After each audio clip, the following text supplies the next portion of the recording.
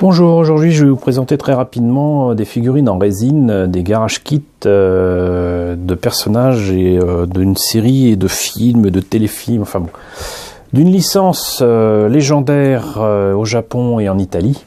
Il s'agit de Lupin the Third, Lupin the Third qui est plus connu en France sous le nom de sa série, qui était sorti chez IDDH si je me rappelle bien, qui est Edgar, détective de la cambriole. Edgar, pourquoi? Parce que tout simplement Lupin, comme vous le savez, est un nom issu de romans de Maurice Leblanc, et que l'utilisation de ce nom, de ce personnage, même s'il s'agit d'un descendant, par les Japonais et par Monkey Punch qui a fait le manga original au Japon, ça a été fait sans discussion, sans négociation avec les héritiers de Maurice Leblanc, et c'est très très mal passé. Donc du coup, en France on peut pas l'appeler Lupin the Third, voilà. Donc c'est logique, c'est normal, hein. Du coup on a un peu de mal à apprécier l'œuvre en question en France sous son patronyme officiel, mais quoi qu'il en soit, donc on a eu pas mal de choses autour de Lupin, les premiers films, que ce soit Mahamo ou le Château de Cagliostro qui est le premier film réalisé par Hayao Miyazaki, donc à la fin des années 70, 78 ou 79, je sais plus, il a fait ça après Conan le Fils du Futur, donc ça doit être de 79. Et donc un film que je vous recommande chaudement. La série, on n'a pas eu la première saison, on n'a eu que la suite. On n'a pas tout eu, mais on a eu quand même pas mal de choses qui sont sorties en vidéo en France et en DVD. Donc je vous invite à découvrir tout cela si vous ne connaissez pas encore Lupin. Voilà. Quoi qu'il en soit, donc j'ai trouvé sur eBay il y a des années de ça ces figurines en résine. Malheureusement je n'ai pas la totale, il me manque encore pas mal de compagnons de Lupin, et ça me permet aussi de revenir sur le nom de ces personnages là en particulier. On va commencer par l'inspecteur Lacogne, qui en japonais s'appelle l'inspecteur Zenigata, donc un inspecteur d'origine japonaise très clairement, et qui est donc là présenté dans sa pose la plus connue, avec, alors je ne sais plus comment s'appelle cette arme d'ailleurs, c'était pas une arme, enfin c'est un truc des japonais qui permet de bloquer les sabres et les armes blanches, mais bon, on y reviendra. Nous avons ici Ishikawa Goemon. Goemon, en fait, celui qu'en français on appelait tout simplement samouraï, alors qu'en fait c'est pas un samouraï, c'est plutôt un ronin. C'est un noble qui utilise son sabre en vendant ses services, et qui visiblement aime aussi à sauver la nature. Il y a une de ses phrases préférées en japonais qui indique souvent que bon, il est content d'avoir coupé en deux ou fait exploser un hélicoptère, une voiture ou quoi, en disant bon voilà, c'est encore un moyen de sauver la nature. Et enfin ce brave Lupin 3, Lupin the Third, et qui est donc dans ces positions cool, main dans les poches. Ce que je vous propose, c'est que je vais essayer de les sortir des boîtes, parce que il n'y a pas beaucoup de pièces, mais c'est des figurines qui sont très finement sculptées et qui sont vraiment magnifiques. Alors, contrairement à ce que je disais, Lupin n'est pas en plusieurs parties, hein. Il est en une seule pièce, ce qui est quand même assez sympa. Les copyrights sont là pour prouver qu'il s'agit d'une figurine et d'un objet licencié officiel. On reconnaît là déjà le logo de Lupin qu'on voit dans les films et dans le manga.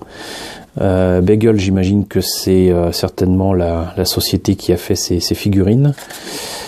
Et je ne vois rien d'autre précisé là-dedans. Mais bon, comme vous voyez, donc c'est une figurine qui est quand même bien faite.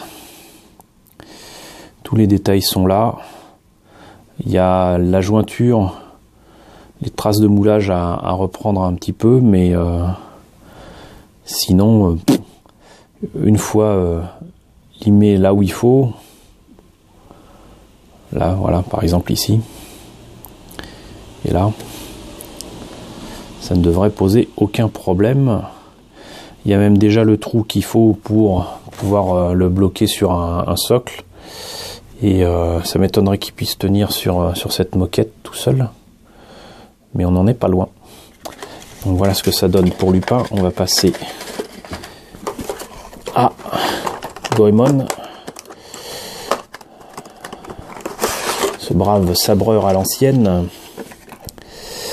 Alors là par contre il y a un petit peu plus de choses plus de travail à faire. Mais on n'a que 2 pièces. Donc, oups. Alors si je la casse, ça va pas le faire.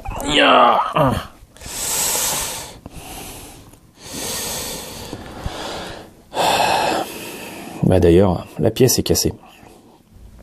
Donc visiblement, son sabre doit être un peu plus grand et doit tenir au sol. C'est la garde, on imagine. Je pense. Mais là aussi, un souci du détail absolument fantastique. Et mis à part les ergots à enlever et à limer, bah, même là, les traces de moulage, pas de problème. Le mouvement de sa jupe, pas de problème non plus. Et toujours le petit trou sous le pied. Non, vraiment excellent. Vraiment excellent. Je crois pas qu'il y ait l'autre morceau de pièce.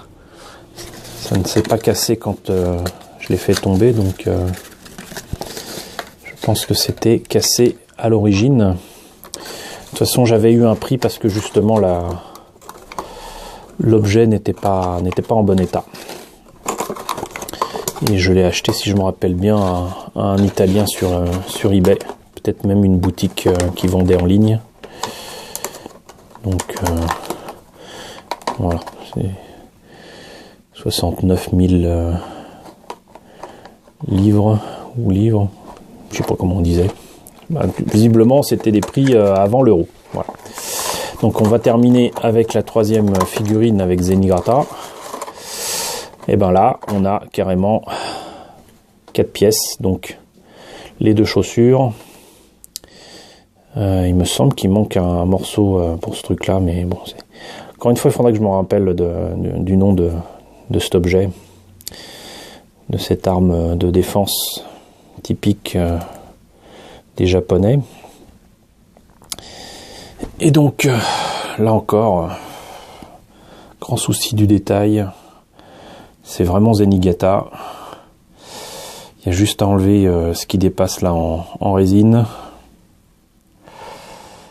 La pose, elle est géniale.